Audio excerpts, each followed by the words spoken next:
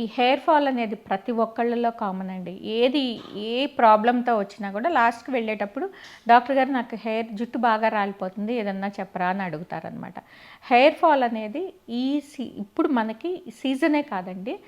ఇప్పుడు ఈ కాలంలో ప్రతి ఒక్కళ్ళకి కూడా హెయిర్ ఫాల్ సమస్య అనేది చాలా ఇదిగా మనకు కనిపిస్తుందనమాట. దీనికి రకరకాల కారణాలు ఉంటాయి. ఏమేమి ఉంటాయంటే నెంబర్ 1 ఏజ్ అండి. ఏజ్‌తో పాటు హెయిర్ ఫాల్ అనేది తప్పదు. పెరుగుతానే ఉంటుంది మనకి. తర్వాత జెనెటిక్స్ నెంబర్ 2. మనకి చిన్నప్పుడు పెద్ద హెయిర్ ఉండొచ్చు, లావుగా ఉండొచ్చు. కానీ జెనెటిక్స్ అంటే మన పూర్వీకులు అంటే మన కుటుంబ సభ్యులు మనకి క్రితం జనరేషన్ వాళ్ళకి ఎంత సన్నగా ఉంటుందో మనది కూడా చిన్నప్పుడు ఉన్నా కూడా జెనెటిక్స్ని బట్టి మనకి తగ్గిపోతూ ఉంటుందన్నమాట. మనం ఎంత హెల్తీ ఫుడ్ తిన్నా ఎంత ఇది తిన్నా కూడా హెయిర్ తగ్గిపోతూ ఉంటుంది. అదే మన జెనెటిక్స్ ఇన్ఫ్లుయెన్స్ అనమాట. నెంబర్ 3 ఎన్విరాన్మెంటల్ అంటే బయట మనం ఏదైనా కొత్త ప్రదేశానికి వెళ్ళినప్పుడు కానీ కొత్త ప్లేస్కి వెళ్ళినప్పుడు కానీ మనకి దీనికి హెయిర్ ఫాల్ అనేది కొత్త వాటర్కి కానీ హెయిర్ ఫాల్ అనేది ఉంటుందన్నమాట. అది టెంపరరీ. తర్వాత ఏంటంటే మనకి డైట్. ఇప్పుడు అందరూ కూడా క్రాష్ డైట్స్ ఈ సరిగా తినకపోవడము, స్విగ్గీల మీద వీటి మీద హెల్దీ డైట్ తీసుకోవడము, ఇంట్లో వండిన ఆహారం తీసుకోకపోవడం రకరకాల కారణాల వల్ల మనము డైటింగ్ మూలాన కానీ సరిగ్గా తినకపోవడం వల్ల కానీ సో మొత్తం డైట్లో పోషకాల లోపాల వల్ల కూడా మనకి హెయిర్ ఫాల్ అనేది ఎక్కువగా చూస్తున్నాం అనమాట.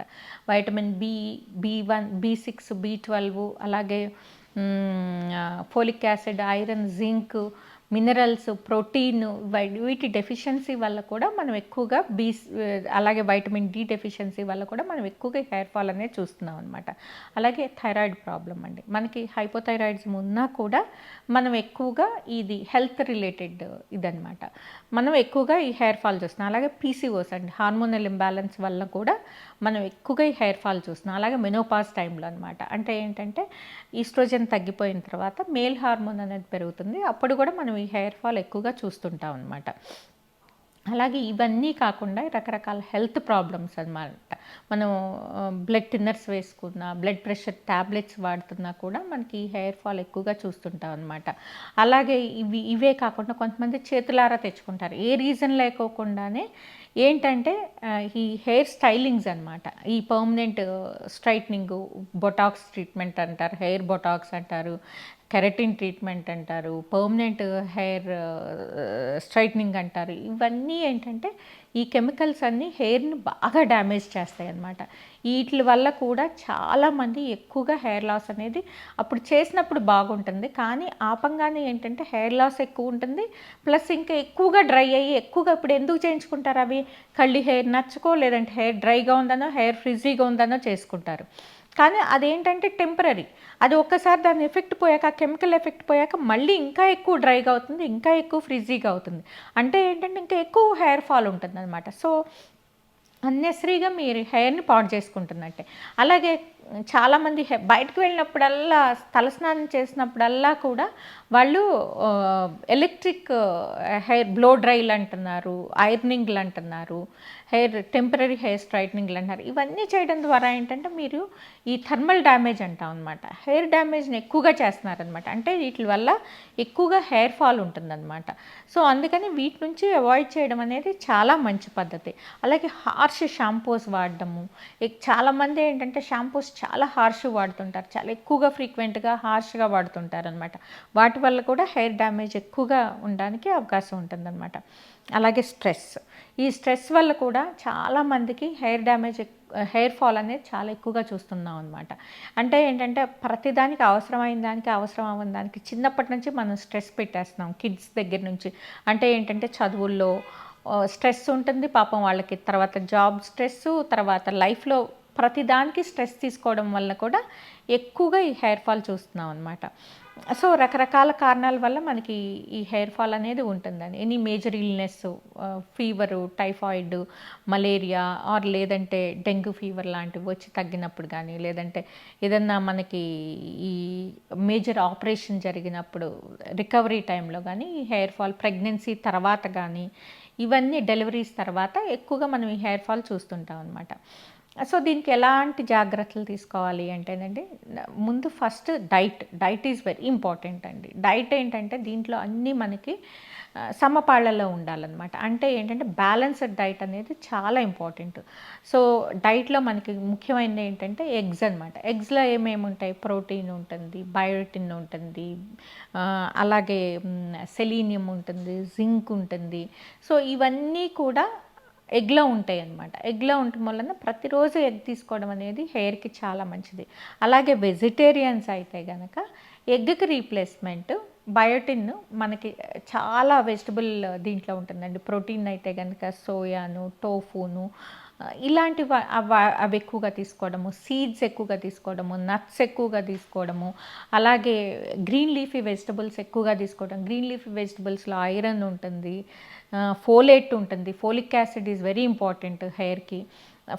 ఫోలిక్ యాసిడ్ ఉంటుంది, జింక్ ఉంటుంది, ఐరన్ ఉంటుంది. సో, ఇవన్నీ బయోటిన్ ఉంటుంది. ఇవన్నీ కూడా హెయిర్‌కి మంచిదన్నమాట. వైటమిన్ సి ఉంటుంది. అలాగే ఫ్రూట్స్, సీజనల్ ఫ్రూట్స్ అండి. మనకి ఏ సీజన్‌లో దొరికే ఫ్రూట్ ఆ సీజన్‌లో తీసుకోవడం వల్ల కూడా వైటమిన్ సి, యాంటీ ఆక్సిడెంట్స్ ఎక్కువగా ఉంటాయి కాబట్టి సీజనల్ ఫ్రూట్స్. అలాగే నట్స్, మనకి నట్స్ కూడా ఏంటంటే నట్స్‌లో ఒమేగా 3 ఫ్యాటీ యాసిడ్స్ ఉంటాయి. అవి జుట్టుకి చాలా చాలా ముఖ్యము. సో, అలాంటివి తీసుకో. అలాగే seeds, pumpkin seeds, water melon seeds వీటిల్లో అన్నిట్లో కూడా మనకి చాలా వైటమిన్ ఈ, సి అన్నీ ఉంటాయన్నమాట. జింక్, ఐరన్ అన్నీ ఉంటాయన్నమాట. సో, ఇవన్నీ కూడా హెయిర్ హెల్త్‌కి ఉపయోగపడతాయి అన్నమాట. సో, నట్స్, సీడ్స్, ఈ తర్వాతేమో egg, green leafy vegetables, fruits ప్రతిదీ కూడా ఫిష్ అన్నీ కూడా ఇంపార్టెంట్ అండి. అంటే ఏంటంటే బ్యాలెన్స్డ్ డైట్. వెజిటేరియన్స్ అయితే వెజిటేరియన్ డైట్‌లోనూ ఉంటాయి. హోల్ గ్రెయిన్స్, అలాగే పప్పు ధాన్యాలు, టోఫు, వాటర్ సోయా, ఈ ఫ్రెష్ సీజనల్ వెజిటబుల్స్ ఇవన్నీ తీసుకోవడం ద్వారా ఏంటంటే ఓన్లీ వెజిటేరియన్స్ కష్టం ఎక్కడొస్తుందంటే వైటమిన్ డి ద్వారా వస్తుంది. వైటమిన్ డి ఏంటంటే ఎక్కువగా నాన్ వెజిటేరియన్‌లో ఉంటుందన్నమాట. నాన్ వెజిటేరియన్ అంటే ఫిష్ ఆయిల్‌లో ఎక్కువగా ఉంటుంది, ఫిష్‌లో ఎక్కువగా ఉంటుంది.